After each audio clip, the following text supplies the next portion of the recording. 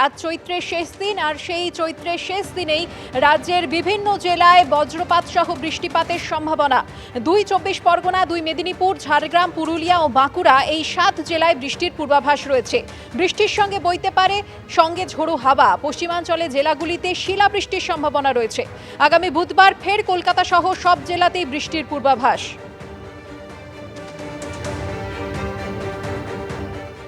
কলকাতায় ফের বাস দুর্ঘটনা। এবার পার্ক স্ট্রিটে ফুটপাতের ওপর উঠে পড়ল চলন্ত বাস। হাওড়া থেকে আসা সরকারি বাস দুর্ঘটনাগ্রস্ত। ছবি আপনারা দেখতে পাচ্ছেন, সেই ভয়াবহ চেহারা। সরাসরি নিয়ে যাব পার্থপ্রতিম ঘোষ রয়েছেন আমাদের সঙ্গে। পার্থ, দেখো সরাসরি ছবিটা দেখাবো একেবারে পার্ক স্ট্রিটের কাছে ইস্পাত ভবন, তার সামনে কিন্তু এইরকমভাবে দুর্ঘটনাটি ঘটেছে এবং একেবারে বাস যেটি হাওড়া থেকে আসছিল, এই যে ওয়েস্ট বেঙ্গল ট্যুরিজম ডিপার্টমেন্ট WBTCর এই বাস, এবং এই বাস যখন যাচ্ছিল পার্ক স্ট্রিট থেকে একেবারে ইস্পাত ভবন হয়ে ময়দানের দিকে, তখনই কিন্তু দুর্ঘটনা ঘটে। একেবারে বাসটি সম্পূর্ণভাবে এই যে রাস্তার যে ডিভাইডার রয়েছে সেই ডিভাইডারের ওপরে উঠে পড়ে।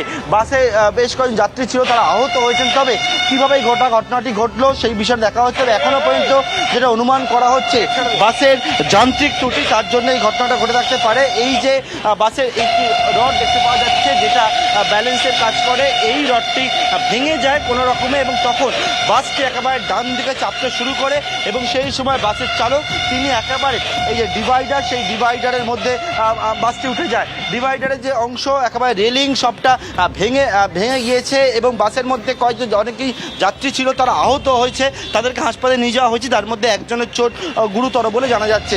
ঘটনাস্থলে ইতিমধ্যে যেমন শেক্সপিয়ার থানা পুলিশ, অন্যদিকে ট্রাফিক পুলিশের আধিকারিকরা তারা এসছেন। তবে এটি ক্রেন নিয়ে আসা হয়েছে এবং সেটার সাহায্যে বাসটিকে সরানোর চেষ্টা করা হচ্ছে, কিন্তু যথেষ্ট সমস্যার মধ্যে পড়তে হচ্ছে।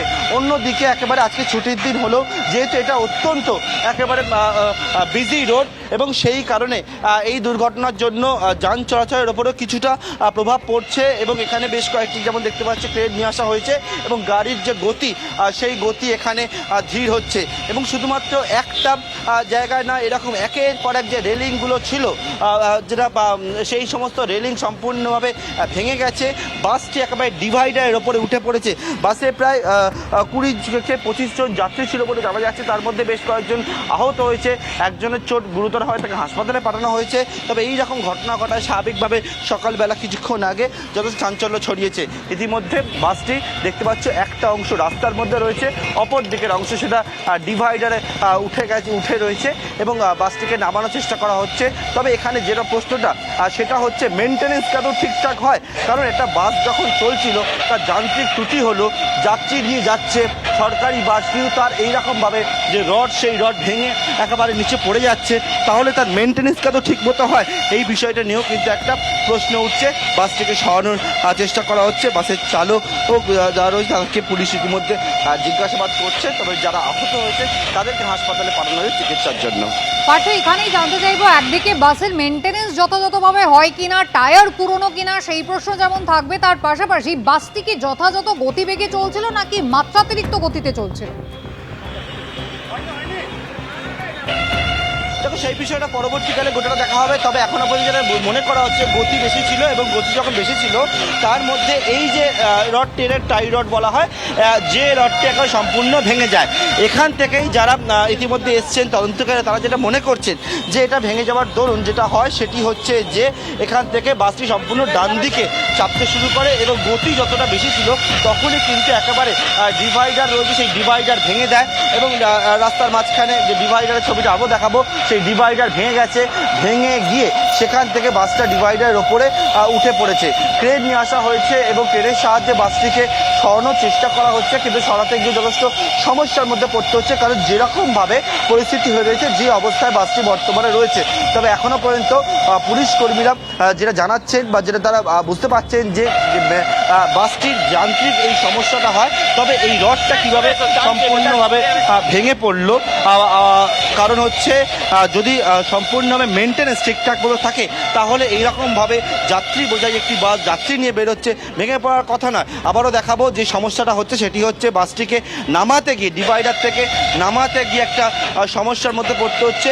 দুটি ক্রেনের সাহায্যে, একটা ক্রেন দিয়ে চেন লাগিয়ে এই নিচের দিকে যে ডিভাইড একটা অংশ সেটাকে মাঝখানে যে কংক্রিটের অংশ সেটাকে টান দেওয়া হচ্ছে। অপর দিকে কিন্তু যে বিষয়টা বলছি, বাসটিকে সরানোর চেষ্টা করা হচ্ছে, ডিভাইডার থেকে নামানোর চেষ্টা করা হচ্ছে, কিন্তু সেটা নামাতে গিয়েও সমস্যার মধ্যে পড়তে হচ্ছে। উপস্থিত ট্রাফিক পুলিশের কর্মীরা, আধিকারিকরা তারা এখানে রয়েছে এবং যান নিয়ন্ত্রণ করছেন। আজকে ছুটির দিন হলেও যেহেতু অত্যন্ত ব্যস্ত এলাকা এটি এবং সেই জায়গায় এমন দুর্ঘটনা ঘটায় স্বাভাবিকভাবে একটা চাঞ্চল্য ছড়ায়। দেখতে পাচ্ছি যথেষ্ট সমস্যা হচ্ছে। এটা হাওড়া থেকে E1 বাস এবং যেটি যাদবপুরের দিকে যাচ্ছিল বলে জানতে পারছি, এবং সেক্ষেত্রে যাত্রীদের নিয়ে আসার সময় এই রকম দুর্ঘটনা, সেই ঘটনা ঘটে এবং যাত্রীদের মধ্যে বেশ কয়েকজন তারা আহত হয়েছেন, যার মধ্যে একজনের চোট গুরুতর, ওনাকে হাসপাতালে নিয়ে যাওয়া হয়েছে। কিন্তু একটা রাস্তার মধ্যে যাত্রীরা যখন বাসের মধ্যে ছিলেন তখন এইরকমভাবে দুর্ঘটনা ঘটায় স্বাভাবিকভাবে কিন্তু একটা যে চাঞ্চল্য, আতঙ্ক, পরিবেশটাকে নামানোর চেষ্টা করা হচ্ছে সেটা যাত্রীদের মধ্যে হয়। তবে একেবারে বাসের নিচে যে ডিভাইডারে কংক্রিটের একটা অংশ, সেই অংশ সম্পূর্ণভাবে ঢুকে রয়েছে, সেটাকে একটি ক্রেন দিয়ে সরানো হচ্ছে একদিকে, যেমন পাশাপাশি বাসটিকে কিভাবে ডিভাইডার থেকে নামানো যায় সেই চেষ্টায় কিন্তু করা হচ্ছে। একদম পার্থ, তুমি আমাদের ছবি দেখাতে থাকো। অত্যন্ত মানে চিন্তার একটা পরিস্থিতি তৈরি হয়েছিল। রাস্তা ফাঁকা থাকায় সৌভাগ্যবশত কোনো দুর্ঘটনা ঘটেনি, তবে যে 20-25 জন যাত্রী ছিলেন অতর্কিত এই দুর্ঘটনায় তারা আতঙ্কিত। আহতদের ইতিমধ্যেই চিকিৎসার ব্যবস্থা করা হয়েছে। কলকাতা পুলিশ অত্যন্ত দ্রুততার সঙ্গে ব্যবস্থা নিচ্ছে। নিয়ন্ত্রণ হারিয়ে একেবারে বাসটি ফুটপাতে উঠে পড়ে। হাওড়া থেকে এদিকে আসছিল বাস এবং E1 যাদবপুরে আসছিল বাস, এবং সেই বাস আচমকাই ডিভাইডার ভেঙে একেবারে উপরে উঠে পড়ে এবং দেখতে পাচ্ছেন ডিভাইডারের একটা চাঙড় কিন্তু এখনো বাসের তলায় আটকে রয়েছে। ক্রেন ব্যবহার করা হচ্ছে, চাঙড় সরানোর কাজ চলছে। তবে অবশ্যই বাসটা কতটা, এই সরকারি বাস সেগুলো কতটা মেনটেন করা হয় সেই প্রশ্ন কিন্তু ইতিমধ্যেই উঠছে। বড়সড় দুর্ঘটনার হাত থেকে রেহাই।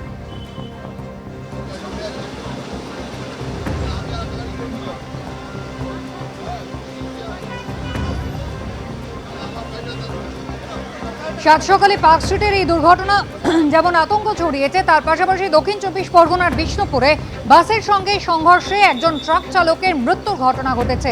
গুরুতর আহত হয়েছেন 10 জন বাস যাত্রী। আজ সকাল 6টা নাগাদ 117 নম্বর জাতীয় সড়কে এই দুর্ঘটনা ঘটে। রায়চক থেকে ধর্মতলাগামী বাসের সঙ্গে উল্টো দিক থেকে আসা ট্রাকের মুখোমুখি সংঘর্ষ হয়। ট্রাকের সামনের অংশ একেবারে দুমড়ে মুচড়ে গিয়েছে। ট্রাকের মধ্যেই ট্রাক চালকের মৃত্যু হয়। পাশাপাশি দুটি ছবি দেখতে পাচ্ছেন। পার্ক স্ট্রিটে বড়সড় দুর্ঘটনার হাত থেকে রেহাই পাওয়া সম্ভব হয়েছে, কিন্তু বিষ্ণুপুরে একেবারেই ট্রাক চালক ঘটনাস্থলেই তার মৃত্যু হয়েছে। একেবারে মুখোমুখি সংঘর্ষ এবং তাতেই ট্রাকের সামনের অংশ একেবারে দুমড়ে মুচড়ে যায়।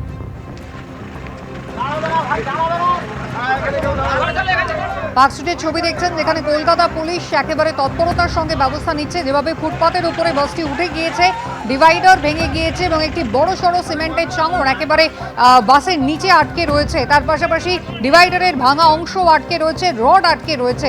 ইতিমধ্যেই পার্থ প্রতিম ঘোষ সরাসরি রয়েছেন আমাদের সঙ্গে। পার্থ, বের করা কি সম্ভব হয়েছে? এই মুহূর্তে দেখা যাচ্ছে ক্রেনের যে অংশটি ভাঙা অংশটি নিয়ে যাওয়া হচ্ছে।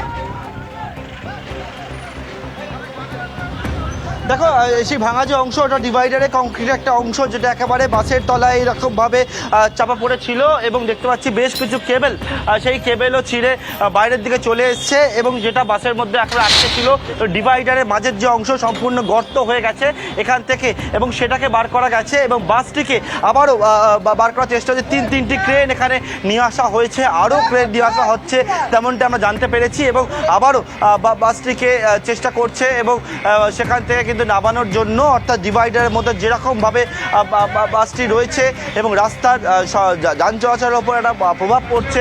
ছুটির দিন হলেও আবারও বলবো ব্যস্ত এলাকা এবং বাসটিকে নামানো হচ্ছে ডিভাইডার থেকে। অত্যন্ত সতর্কতামূলক ব্যবস্থা নেওয়া হচ্ছে। পাশের যে গাড়ি চলাচল, যান চলাচল, সেটা কিছুক্ষণ বন্ধ রাখা হচ্ছে, কারণ বাসটিকে নামানো হচ্ছে এবং নামাতে গিয়ে যাতে কোনো সমস্যা না হয় সেই জন্য কিন্তু সতর্কতামূলক ব্যবস্থা নেওয়া হচ্ছে। কারণ অত্যন্ত ভয়াবহভাবে বাসটি এই দুর্ঘটনা দুর্ঘটনাটি ঘটায় এবং সেক্ষেত্রে কিন্তু একেবারে যাতে বাসটিকে নামানোর সময় কোনো সমস্যা না হয় সেই চেষ্টা করা হচ্ছে।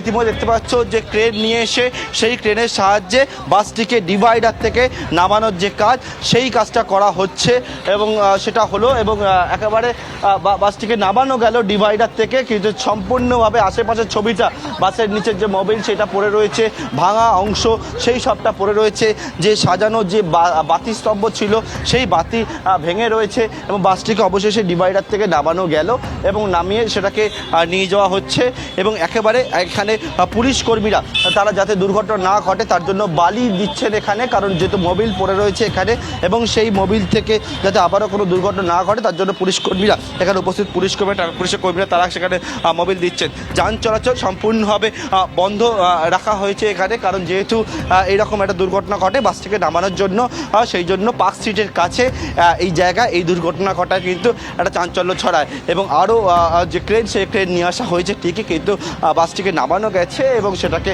সরানো হচ্ছে। বেশ কয়েকজন যাত্রী তারা আহত হয়েছেন, তাদেরকে হাসপাতালে নিয়ে যাওয়া গেছে এবং তার মধ্যে একজনের চোট গুরুতর বলেই আমরা জানতে পারছি। পার্থ, ধন্যবাদ।